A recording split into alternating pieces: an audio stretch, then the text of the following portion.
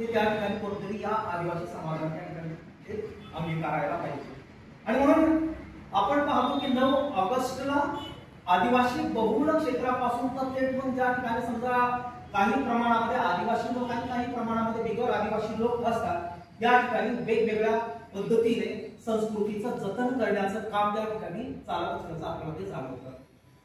मग ते कोणतं त्यांच्या वेशभूषा असतील, त्यांची संस्कृती संवर्धनासाठी असणारे त्यांचे लोकगीतं असतील किंवा त्यांच्या ओन लँग्वेज मधील त्यांची समजा विचार करण्याची पद्धती असेल किंवा त्यांच्यामध्ये असणारे वेगवेगळ्या प्रकारचे जे कलागुण असतात, मग समजा तरफा वादक असतील किंवा इतर कल्चर असेल, त्यांचं नृत्य असेल, हे संवर्धन करण्याचं काम या आदिवासी दिनानिमित्त त्या ठिकाणी चालू आहे.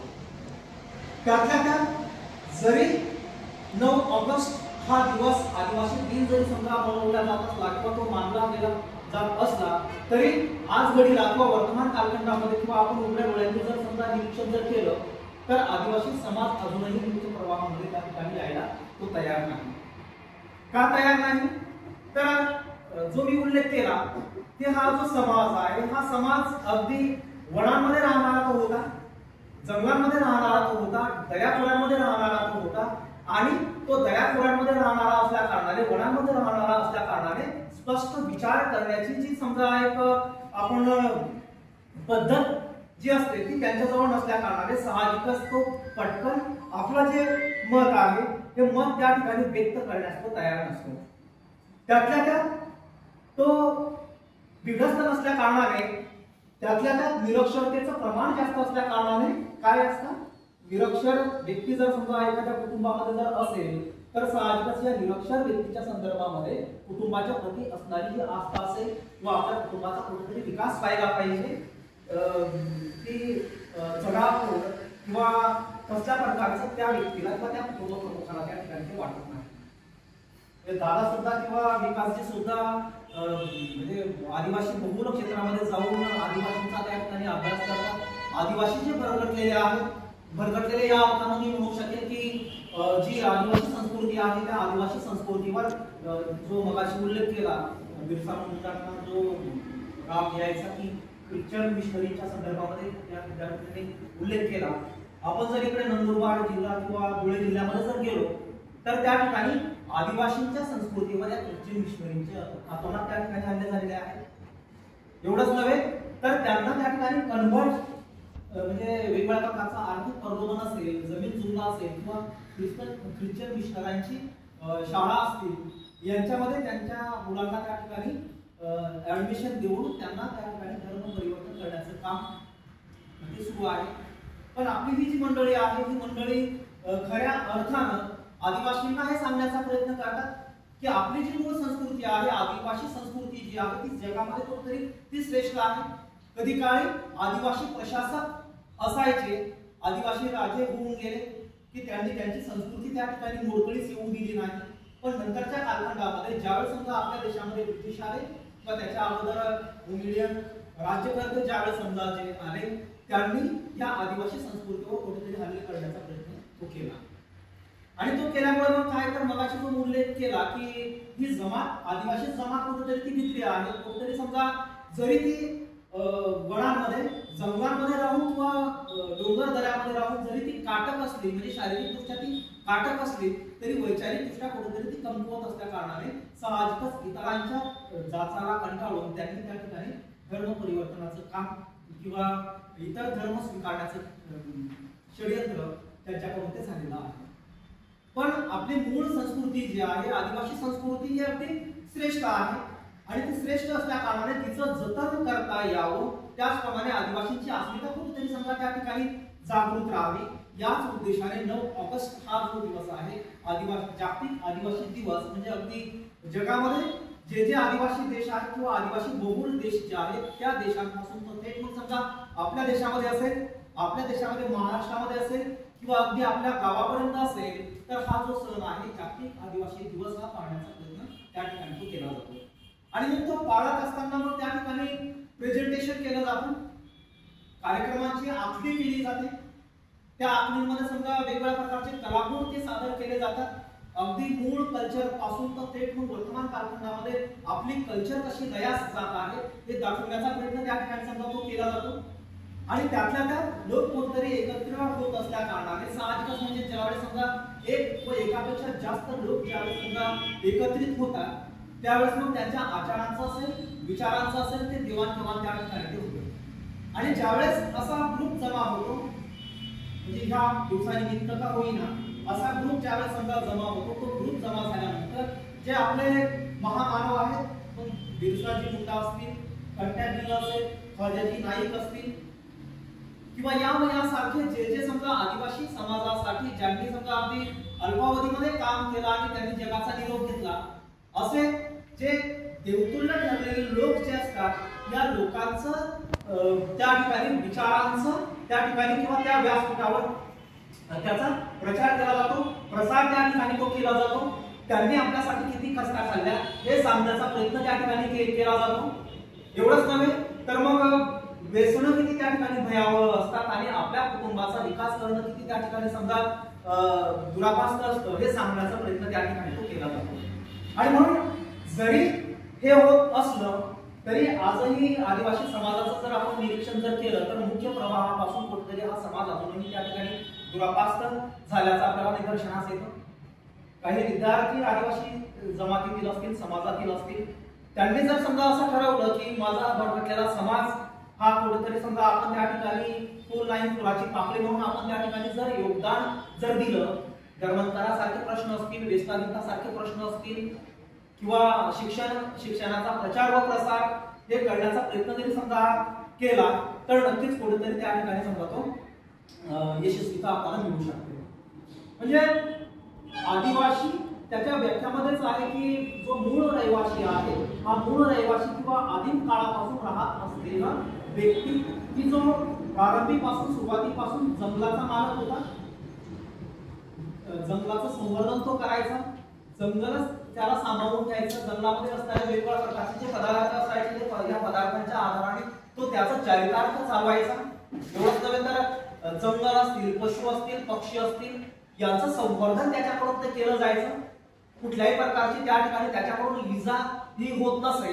म्हणजे जरी पूर्ण विकास साध्य करण्याची विलासा किंवा लालसा जरी त्याच्या पोटी किंवा त्याच्या पोटामध्ये जरी समजा नसली तरी जंगलाचं संवर्धन त्याच्याकडून अप्रत्यक्षरित्या ते होत असेल. आणि म्हणून पूर्वीच्या कालखंडाचा जर आपण विचार जर केला म्हणजे आजचा आणि पूर्वीच्या कालखंडाचा म्हणजे पूर्वीच्या कालखंडामध्ये वनांचं संरक्षण करण्यासाठी ही जमात होती. मग जे आपण ग्लोबलायझेशन नेहमीच ऐकतो की ग्लोबलायझेशनचा वास्ट परिणाम हा आज जगामध्ये तो होतो आहे. का होतो आहे तर जंगलांचं प्रमाण असेल किंवा निसर्गावरही पूर्णपणे त्या ठिकाणी फुगाट कोसळल्यामुळे साहजिकच जगाचं इम्बॅलन्स त्या ठिकाणी कुठेतरी झालेलं आहे. आणि म्हणून आदिवासींची त्या कालखंडावर सुद्धा ती एक वेगळी भूमिका होती. चिपको आंदोलन तुम्ही ऐकलेलं असेल. चिपको आंदोलन सुद्धा त्या संदर्भामध्ये होतं. आदिवासींनी घडवलेलं ते आंदोलन म्हणजे अगदी ज्यावेळेस त्या जंगलामधील असणाऱ्या झाडांवर ज्यावेळेस फुगाट कोसळत होती त्यावेळेस ते अगदी झाडांना त्या ठिकाणी ते चिपकायचे म्हणून त्याला चिपको आंदोलन असं म्हटलं जायचं. म्हणजे झाडांच्या प्रती असणारी त्यांची आस्था म्हणजे जरी वर्तमान कालखंडामध्ये आदिवासींना जरी उपेक्षित समजलं जात असलं तरी त्यांचा जो दृष्टिकोन होता किंवा आपण त्याला दूरदृष्टी म्हणू शकतो ही दूरदृष्टी अगदी भविष्याच्या विकासासाठी ती होती संवर्धनासाठी ती होती. म्हणजे जंगलाचं संवर्धन असेल म्हणजे 3 शब्द त्यांच्यासाठी अगदी ते देवासमान असतात. जल जंगल आणि भूमी हे द्वित्वाक्यच त्यांचं असतं. ते त्यांना देव मानतात. धरणी आवाजात समजा आपण जर वाचलं तर त्याच्यामध्ये ते पूर्ण वर्णन समजा आपल्याला ते कळतं. ते का व कशासाठी तर मानवाचं जर समजा अस्तित्व राहायचं असेल ते आबाधित जर समजा ठेवायचं असेल मानव जर समजा सुरक्षित ठेवायचा असेल तर जोपर्यंत समजा जल असेल चांगलं जमीन जर समजा सुपीक असेल मृदा चांगली असेल जंगल जर चांगलं असेल तर ह्या निगडी बाबींकडून किंवा निसर्गाच्या उदाहरणामुळे मिळालेल्या या निगडी बाबींकडून मानवाला त्या ठिकाणी कुठेतरी तो चांगला फायदा होऊ शकतो. आणि म्हणून ते संवर्धन करण्याचं काम या आदिम जमातीने, आदिम जमातीमध्ये काही समजा एकाच जमातीचा समावेश होत नाही. आपल्या महाराष्ट्राचा जर विचार जर केला तर 48 आदिम जमाती येतात. अगदी पूर्ण भारताचा जर विचार जर केला तर 461 आदिम जमाती समजा साधारणपणे त्याच्यामध्ये येतो. पूर्ण जगाचा विचार जर केला तर 2 ते 3 हजारापर्यंत आदिम जमाती साधारणपणे संपूर्ण जगामध्ये निवास करतात. मग जरी ह्या वेगवेगळ्या असल्या तरी त्यांची जी विचार करण्याची जी धारणा आहे, विचार करण्याची जी क्षमता आहे ती सारखी त्या ठिकाणी ती असते. आणि म्हणून जागतिक लेवलला कुठेतरी ते एकत्र यावे, जागतिक लेवललाच नाही तर राष्ट्राच्या लेवलला कुठेतरी ते एकत्र यावे, देशाच्या लेवलला कुठेतरी एकत्र यावे किंवा गावाच्या लेवलला कुठेतरी एकत्र यावे, याच इराद्याने हा 9 ऑगस्ट हा दिवस जागतिक आदिवासी दिवस त्या ठिकाणी तो मनवला जातो. आणि म्हणून त्याचं जर खऱ्या अर्थानं जर समजा संवर्धन होत असेल तर साहजिकच आदिवासी जमात कुठेतरी त्या नावारूपाला येऊ शकते. शिक्षणाचा प्रचार व प्रसार जर समजा जर झाला, त्यांच्यासाठी असणाऱ्या वेगवेगळ्या प्रकारच्या ज्या योजना असतात, मग विकासाची असतील किंवा दादा असेल, हे अगदी पोट तिडकीने समजा आदिवासींसाठी असणाऱ्या कोणकोणत्या योजना आहेत त्यांच्यापर्यंत त्या पुरवण्याचा प्रयत्न ते करतात. कारण मगाशीच मी उल्लेख केला की आदिम जमात ही बऱ्याच गोष्टी माहिती नसलेली जमात ही आहे. म्हणजे त्यांच्यासाठी वेगवेगळ्या प्रकारच्या योजना राबवल्या जातात, परंतु त्यांच्यापर्यंत त्या पोहोचवण्यासाठी लोक तयार नसतात. म्हणजे हे लोक सोडले तर. आणि म्हणून आदिवासी जमातीचं संवर्धन जर समजा करायचं असेल किंवा ते व्हायचं असेल तर त्यांना इतर समाजाच्या मुख्य प्रवाहामध्ये आणणे गरजेचं आहे किंवा शासकीय पातळीवर कोणकोणत्या योजना आहेत हे सांगणं त्यांना गरजेचं आहे किंवा इतरही वेगवेगळ्या प्रकारचे क्षेत्र त्यांच्यासाठी जर समजा ओपन करून दिले, खुले करून दिले. क्रीडा क्षेत्र आहे, मगाशी जो उल्लेख केला की ही जी जमात आहे ती नॅचरल रित्या किंवा नैसर्गिकरित्या ती कुठेतरी कणखर असते, कुठेतरी ती पावर असते, शारीरिकदृष्ट्या ती कुठेतरी सक्षम असते. आणि म्हणून क्रीडा क्षेत्राच्या संदर्भामध्ये जर समजा त्यांना माहिती जर दिली तर खऱ्या अर्थानं ते वेगवेगळ्या प्रकारचे पारितोषिक देशासाठी आणू शकतात, राष्ट्रासाठी ते आणू शकतात. धावणे असेल, धावण्याची जर मी सुद्धा कधी काळी ऍक्टिव्हिटी होतो, ज्यावेळेस मी सहभाग घ्यायचो त्यावेळेस ट्रायबल कम्युनिटीमधील जी विद्यार्थ्यांसाठी ते अगदी 12-12 किलोमीटरचं जे अंतर असायचं ते अंतर अगदी 15 मिनिटांमध्ये किंवा 18 मिनिटांमध्ये ते कॅप्चर करायचं. म्हणजे एवढी कॅपॅसिटी त्यांच्यामध्ये ती असते. आणि म्हणून यासारख्या स्पर्धांमध्ये जर समजा त्यांना प्रत्यक्ष व अप्रत्यक्षरित्या जर समजा उतरवलं, त्यांना ते जर समजा सांगितलं तर नक्कीच आपला जो क्रीडा विभागातील जो मेडलचा जो टक्का आहे तो कुठेतरी त्या ठिकाणी समजा तो वाढू शकतो. आणि म्हणून हे हेरून म्हणजे कुठेतरी व्यासपीठ मिळायला पाहिजे, हे हेरून या दिवसाचं महत्व आहे आदिवासींसाठी अनन्यसाधारण महत्वाचं ते आहे. आणि म्हणून अंतिमता मी हे एवढंच सांगेन की या आदिवासी दिनानिमित्त जर समजा संकल्प जर आपण जर केला की मला हे अचीव करायचं आहे, मला ते साध्य करायचं आहे, आदिवासी समाजामध्ये तळागाळापर्यंत त्या ठिकाणी समजा पोहोचायचं आहे, त्यांना त्यांच्या विकासासाठीच्या असणाऱ्या योजना त्या ठिकाणी त्यांच्यापर्यंत पोहोचायच्या आहे. म्हणजे खऱ्या अर्थानं ते आपल्याला ते समाधान होत असतं. म्हणजे या मंडळीला काही पडलेलं नाही, याचा ऑलरेडी विकास झालेला आहे, परंतु त्यांची जी पोटतिडक आहे की इतर लोक जर समजा सुखी जर झाले, पर्टिक्युलर आदिवासी समाजातील लोक जर समजा सुखी झाले तर त्याचा कुठेतरी निर्वेळ आनंद आपल्याला मिळू शकतो आणि त्या आनंदाच्या पलीकडचा आनंद दुसरा मिळत असतो.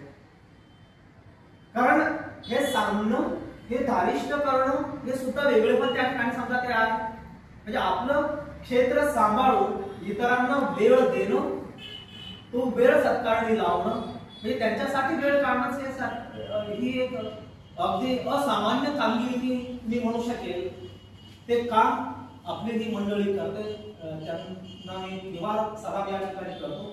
मला या ठिकाणी माझे विचार व्यक्त करण्यासाठी दादा असेल, विकासजी असतील, समीर शिंदे असेल किंवा गणेश शिंदे असेल यांनी या ठिकाणी पाचारण केलं, त्याबद्दल आपल्या महाविद्यालय परिवाराचं त्याचप्रमाणे या हॉस्पिटलचं या ठिकाणी आभार व्यक्त करतो आणि